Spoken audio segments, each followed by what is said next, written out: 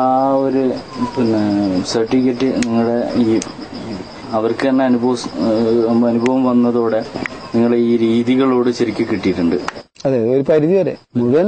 ആദ്യം ചെറിയ ഇതുണ്ടെങ്കിലും അദ്ദേഹത്തിന്റെ രോഗചികിത്സകളും ഇതൊക്കെ വന്നതിന് ശേഷമുള്ള വ്യത്യാസത്തോടനുബന്ധിച്ച് തന്നെ നിങ്ങളെ നീക്കങ്ങളെ അംഗീകരിച്ചു വന്നു. ഇപ്പോ ഭാര്യയൊക്കെ വളരെ കൂടുതൽ, അവൾക്ക് കുറെ അസുഖങ്ങൾ ഉണ്ടായിരുന്നു. ഇതിലേക്ക് വന്നപ്പോ അസുഖങ്ങളൊന്നുമില്ല. അസുഖങ്ങളൊക്കെ പൊട്ടിയൊലിച്ചും മുറിവുകളായിട്ടൊക്കെ വന്ന് പോവുക ചെയ്തത്. പിന്നീട് അവർക്ക് അസുഖം ഉണ്ടായിട്ടില്ല. അപ്പോ നിങ്ങൾ പറഞ്ഞു ഓർത്തഡോക്സ് മുസ്ലിം, അതൊരു നല്ല പ്രയോഗമാണ്. കാരണം അതായത് നമ്മൾ അങ്ങനെ ഉണ്ടല്ലോ, മുസ്ലിങ്ങളെ സംബന്ധിച്ചിടത്തോളം അവരുടെ വിശ്വാസം അങ്ങനെയാണ്. ഇങ്ങനെ തിന്നാൻ പാടുള്ളൂ, ഇങ്ങനെ വസ്ത്രം ധരിക്കാൻ പാടുള്ളൂ, ഇങ്ങനെ ജീവിക്കാൻ പാടുള്ളൂ. മറ്റുള്ളവർക്കൊക്കെ മുസ്ലിങ്ങൾ അത്ര തന്നെ സുപ്പീരിയോറിറ്റി ഇല്ല. അതുകൊണ്ട് ആ ഒരു അർത്ഥത്തിൽ പറഞ്ഞാണ്. സാധാരണയുള്ള മുസ്ലിങ്ങൾ വിശ്വസിക്കുന്ന ആ രീതിയിൽ പറഞ്ഞു. അപ്പൊ ആ ഒരു മെന്റാലിറ്റിയിൽ ശരിക്ക് നിന്ന്, പിതാവിന്റെ ആ ഒരു മെന്റാലിറ്റിയിൽ നിന്നതുകൊണ്ടായിരിക്കുമല്ലോ ഈ പുതിയ വഴികളിൽ ശരിക്ക് നല്ലൊരു വഴി തുറന്ന് കിട്ടിയത്. അങ്ങനെ ആയിരിക്കൂലേ? എന്തായാലും എനിക്ക് ആ പിതാവിന്റെ ആ രക്തം തന്നെയാണ് എന്റെ അടുത്തുള്ളത്. പിതാവിന് എന്തൊക്കെ ചെറുപ്പകാലം മുതൽ എന്തൊക്കെ വിപ്ലവകരമായ ആശയങ്ങൾ ഉണ്ടായിരുന്നോ അതേപോലെ ശരിയാണെന്ന്. അപ്പൊ അദ്ദേഹം വളരെ ഒരു സുന്നി കുടുംബത്തിൽ നിന്നാണ് ജനിച്ച് വളർന്നത്. അദ്ദേഹത്തിന് അത് ശരിയല്ല എന്ന് തോന്നിയപ്പോൾ അതൊരു ഭയങ്കര വിപ്ലവകരമായിട്ട് തന്നെയാണ് അദ്ദേഹം ഈ മുജാഹിദ് പ്രസ്ഥാനത്തിലേക്ക് വന്ന് അതിന്റെ ഒരു മുൻനിരയിൽ തന്നെ ഇത് കൊള്ളാൻ കാരണം.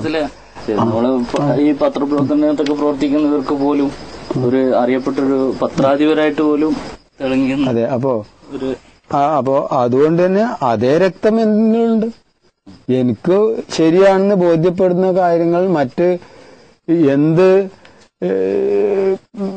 നഷ്ടം സഹിച്ചും അത് സ്വീകരിക്കാനും അത് നിലനിർത്താനും അതിനെ പരിപോഷിപ്പിക്കാനുള്ള ഒരു രക്തം എനിക്ക് എന്റെ പിതാവിന്ന് കിട്ടിയെന്ന് ഞാൻ വിശ്വസിക്കുന്നുണ്ട്. നമ്മളെ തിരിച്ചറിവുകളെ നമ്മൾ മൂടി വെച്ചുകൊണ്ട് മറ്റാരും അറിയാതെ മൂടി വെക്കുക എന്നുള്ള പാരമ്പര്യം എന്റെ വാപ്പാക്കുമില്ല. ആ പാരമ്പര്യം പൂർണ്ണമായിട്ട് എനിക്കുണ്ട്. അതെ, ഞാൻ പറഞ്ഞു വന്നത് അതാണ്. കാരണം എന്നാല് അങ്ങനെ ഒരു ഇതിൽ നിന്ന് വന്നുകൊണ്ട് സ്വതന്ത്രമായ നമ്മുടെ യുക്തി കൊണ്ട് തന്നെ ചിന്തിക്കുകയും ഒക്കെ ചെയ്യുന്ന ഒരു എളുപ്പ വഴി ബോധ്യപ്പെടുന്നുണ്ട് എന്നുള്ള കാര്യമാണ് ഞാൻ പറഞ്ഞത്. അത് എന്റെ പിതാവ് എനിക്ക് തന്ന തന്നെയാണെന്ന് എനിക്ക് തോന്നുന്നു. സംശയമൊന്നുമില്ല. കാരണം ഞാനായിരിക്കും പിതാവിന്റെ ഏറ്റവും പെറ്റായിട്ടുണ്ടായിരുന്ന മകൻ. മൂത്ത മകനായിരുന്നു. പിന്നെ ചുരുങ്ങിയത് ഒരു 5 വയസ്സ് വരെ ഞാൻ പിതാവിന്റെ കൂടെ തന്നെ നടന്നിരുന്നു. എവിടെ പള്ളിക്ക് പോവുകയാണെങ്കിലും ഇതൊക്കെ അതിന്റെ കൂടെ പോയിരുന്നു. ആദ്യത്തെ ആൺകുട്ടി ആയതുകൊണ്ട്. പിന്നെ 5-ാം വയസ്സിൽ തന്നെ അന്ന് പിതാവ് സൗദി അറേബ്യയിൽ പഠിക്കാം. അപ്പൊ എന്നെ അവിടെ പഠിപ്പിക്കണം വിചാരിച്ച് കൊണ്ടുപോകാൻ വേണ്ടി കുറെ ശ്രമം നടത്തി. ഞാനൊരു 4 മാസത്തോളം അന്ന് ബോംബെ പോയി താമസിച്ചിട്ടു. എനിക്ക് എന്തോ ഭാഗ്യത്തിന് വിസ കിട്ടിയില്ല. അതുകൊണ്ട് ഞാനിവിടെ അല്ലെങ്കിൽ ഞാൻ അവിടെ വലിയ ലോഹക്കെട്ടിട്ടെന്തെങ്കിലും ആവുന്നു.